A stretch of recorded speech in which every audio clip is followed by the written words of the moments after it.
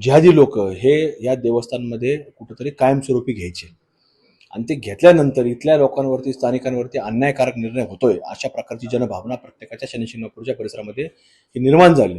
त्वरित देवस्थाननी एक दिवस अगोदर निर्णय घेतला की हे लोक आम्ही काढून टाकले आणि कुठेतरी त्याच्याबरोबर काही ह्या लोकांबरोबर हिंदू लोक देखील त्यांनी काढले. माझं तर मत आहे की हे जे लोक असं बोलतात ते पाकिस्तान आणि बांगलादेशचे विचाराचे लोक आहेत, त्यामुळे त्याच्या मनामध्ये शंका येणं काही गैर नाही. ते पहिल्यापासून तशा विचाराचे लोक आहेत. 114 मुस्लिम कर्मचाऱ्यांना काढण्याची आपण मागणी केली होती, त्यानुसार देवस्थानने आज 167 कर्मचाऱ्यांना काढलं. आंदोलन पण आज झालं. कसं बघता, काय सांगा? नाही, आपण जर पाहिलं तर या सर्व घटनांमध्ये आपण जर पाहिलं तर गेल्या काही दिवसांपासून हा विषय नवीन चर्चेमध्ये आला की काही जिहादी लोक हे या देवस्थानमध्ये कुठेतरी कायमस्वरूपी घ्यायचे आणि ते घेतल्यानंतर इथल्या लोकांवरती स्थानिकांवरती अन्यायकारक निर्णय होतोय अशा प्रकारची जनभावना प्रत्येकाच्या शनिशिंगणापूरच्या परिसरामध्ये ही निर्माण झाली.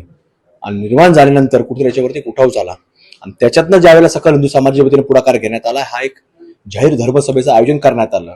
तर त्वरित देवस्थाननी एक दिवस अगोदर निर्णय घेतला की हे लोक आम्ही काढून टाकले आणि कुठेतरी त्याच्याबरोबर काही ह्या लोकांबरोबर हिंदू लोक देखील त्यांनी काढले. तर आमची शासनाला मागणी आहे की पहिलं हे मंडळ जे आज काम करतं ते बरखास्त करावं, त्याच प्रकारे ते बरखास्त केल्यानंतर त्याच्यावर कायदेशीर कारवाई करावी, जेणेकरून आज भारतामध्ये महाराष्ट्रामध्ये इतके देवस्थान जर पाहिले तर जे हिंदू देवस्थान आहेत तिथेच असे प्रकार आपल्याला पाहायला मिळतात. पण जे इतर धर्माचे मुस्लिम समाजाचं कुठलंही देवस्थान असेल त्याच्यावर कुठल्याही प्रकारचा गाळा दुकान सुद्धा एक दुसऱ्या हिंदू माणसाला दिलं जात नाही. तिथं कुठलाही हिंदू माणूस तिथं कामाला सुद्धा नसतो. अशा अनेक उदाहरणं आपल्याला पाहायला मिळतात.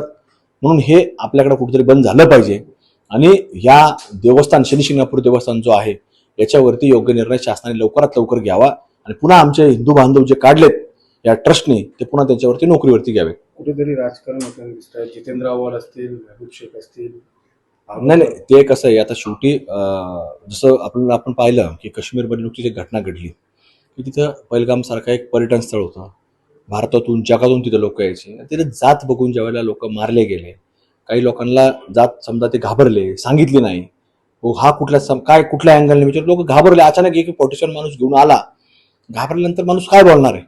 तशा लोकांचे कपडे काढून त्यांना गोळ्या घातल्या. त्याला बघितलं हा हिंदू आहे का मुसलमान आहे, कपडे काढल्यावरती लक्षात येतं आणि त्याला गोळ्या घातल्या. त्यावेळेस सुद्धा हे लोक असेच बोलत होते. त्यामुळे हे लोक, माझं तर मत आहे की हे जे लोक असं बोलतात ते पाकिस्तान आणि बांगलादेशचे विचाराचे लोक आहेत, त्यामुळे त्याच्या मनामध्ये शंका येणं काही गैर नाही. ते पहिल्यापासून तशा विचाराचे लोक आहेत. महबूब शेख यांनी सांगितलं की 5 वर्ष तुम्ही झोपला होतात का, आत्ताच हा मुद्दा आणला. आणि कसं होतं, आता हे सगळं आपण पाहतो की जेव्हा एखादा मनुष्य टेम्पररी काम करतो त्यावेळेला ते काही फार विषय चर्चेला येत नाही.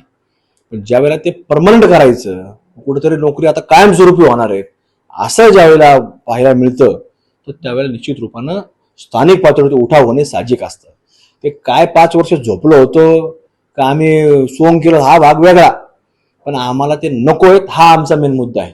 आणि ते काय कुठलाही हुकुमशहा नाही आहे की ते आम्हाला विचारणार आहे 5 वर्ष झोपले होते का कुठं काय करत होते. आम्हाला ते नको आहे, त्यांनी त्याच्या घरी लावा, त्याच्या शेतीवर कामाला लावा.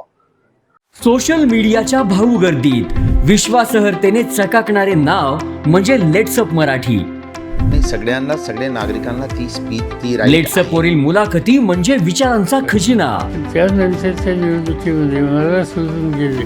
बातम्या केवळ वस्तुस्थिती सांगणाऱ्या, न प्रोपगंडा, फक्त जनतेचा अजेंडा.